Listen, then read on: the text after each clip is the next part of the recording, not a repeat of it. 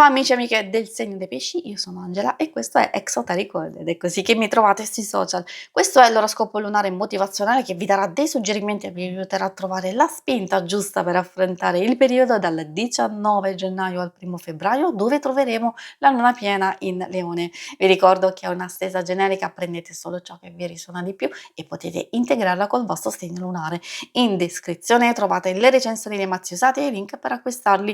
Vi invito a iscrivervi e abbonarvi al mio canale per sostenere il mio lavoro. Vi ringrazio moltissimo se lo farete o lo avete già fatto. E adesso possiamo partire con la lettura, andiamo ad accendere la nostra luna.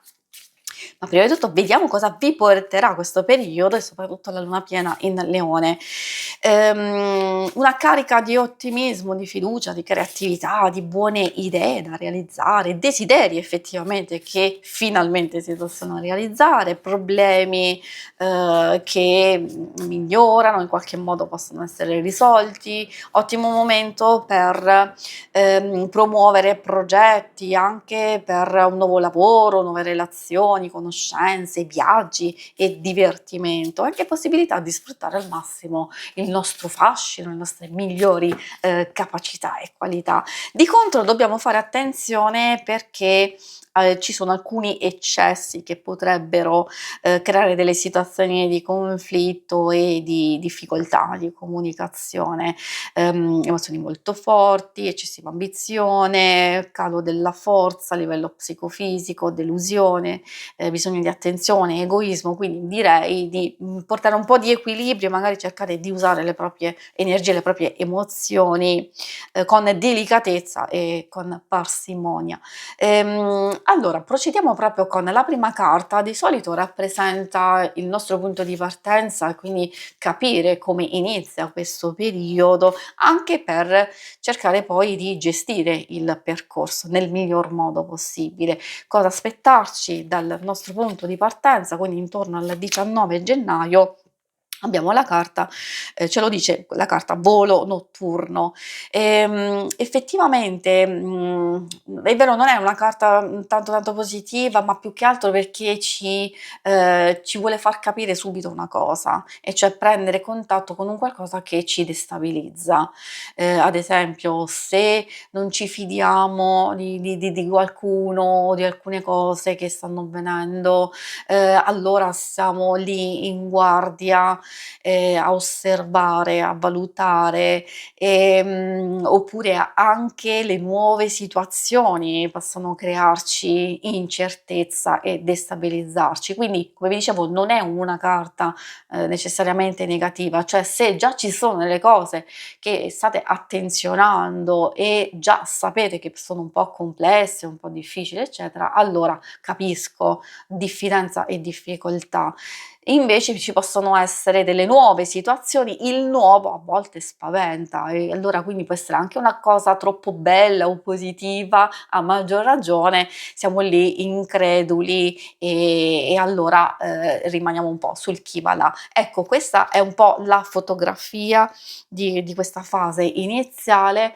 La cosa ovviamente che può consigliare questa carta è di non credere a quelle situazioni, a quelle cose che sono un po' troppo clamorose, quelle promesse, quelle opportunità troppo sfavillanti. Allora possono essere anche vere, certo, però diamoci l'opportunità di coglierle, ma di capirle, di verificarle prima di procedere o prima di accettarle. Abbiamo luna dell'innamorato, effettivamente è vero, questa ha a che fare con l'amore, attenzione, qui si indica un amore a 360 gradi, è vero che può indicare l'arrivo di un periodo più dolce, più romantico, una nuova passione che sì, può riferirsi a una persona, un miglioramento di una relazione o anche una passione legata a noi stessi, a quello che ci piacerebbe fare, vogliamo dipingere, vogliamo ballare, vogliamo viaggiare, eccetera. Quindi anche questo tipo di passioni. Di sicuro vuol dire una gioia che ci permetterà di essere più tranquilli, più sereni, di aprire il nostro cuore. Quindi abbiamo capito che in qualche modo c'è davanti a noi la possibilità sia di amore, nuove situazioni, relazioni, incontri e delle avventure, delle esperienze piacevoli e stimolanti. L'altro messaggio arriva da tessitori di sogni. Molto bella, particolare perché è vero che parla dei nostri sogni, però il tessitore è diciamo colui che, ovviamente sapete benissimo chi è, però in questa circostanza e per voi vi sta dicendo che c'è bisogno di agire e di stabilire, pianificare un percorso. Vuol dire che questi sogni si possono realizzare, però hanno bisogno della nostra azione, di fissare degli obiettivi, di impegnarsi con costanza, di non rimanere fermi perché non piovono, le cose non piovono dal cielo, lo sappiamo benissimo, e quindi di agire e magari trovare il momento giusto, oppure sapere che effettivamente l'universo sta lavorando con noi. Lo sottolineo questo, l'universo lavora con noi, ma non lavora per noi, quindi dobbiamo essere noi in qualche modo a metterci in moto. E sapere che cosa, si vuole, avere le idee chiare, è già un buon punto di partenza. Andiamo a vedere adesso i messaggi e i suggerimenti dall'oracolo dello sciamano. Allora, vediamo cosa vogliono dirvi. Come primo oracolo troviamo il concilio. Questa ha a che fare con gli incontri, con il trovarsi, il ritrovarsi, anche con la socializzazione, però può avere un significato anche un po' più profondo e diverso, cioè può parlare di riunioni, di cose lavorative, di collaborazioni in senso lato, quindi poi spetta a noi in base a quello che stiamo vivendo, che cosa si riferisce. Di sicuro è per noi stessi di favorire e cercare l'armonia, spazi di confronto, ascoltare l'intuito, magari studiare, osservare, riflettere sulle nostre intenzioni, sulle nostre idee, su uno scopo ben preciso, cercare non solo armonia, però cercare anche perseguire ciò che ci dà gioia, cercare invece di mettere da parte ciò che ci blocca, che ci limita e magari circondarsi di persone, ecco il concilio, di persone che sono di ispirazioni, col quale coltivare delle passioni, e quindi è questa che in qualche modo vicino proprio al tessitore ci fa capire che dobbiamo tessere la nostra tela e non fare come come Penelope effettivamente. Quindi, continuare, perseguire.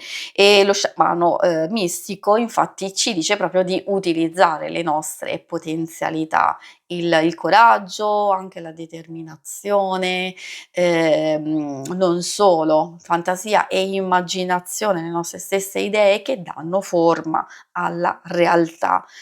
Per fare questo dobbiamo essere liberi, dobbiamo essere coraggiosi, dobbiamo, utilizzare per bene le nostre i nostri talenti, anche e soprattutto il modo di comunicare, il linguaggio, riflettere attentamente su cosa si trasmette con le parole e con i gesti e poi effettivamente agire con consapevolezza, con determinazione e coerenza soprattutto. L'ultimo messaggio arriva dall'immobilità. Attenzione, perché spesso l'immobilità potrebbe spaventare: "Oddio, si blocca qualcosa". No, assolutamente no. È una carta che, ci fa capire che se qualcosa è rallentato, è bloccato, non è necessariamente negativo, perché dobbiamo avere un po' di pazienza e magari alcune cose hanno bisogno di tempo per maturare.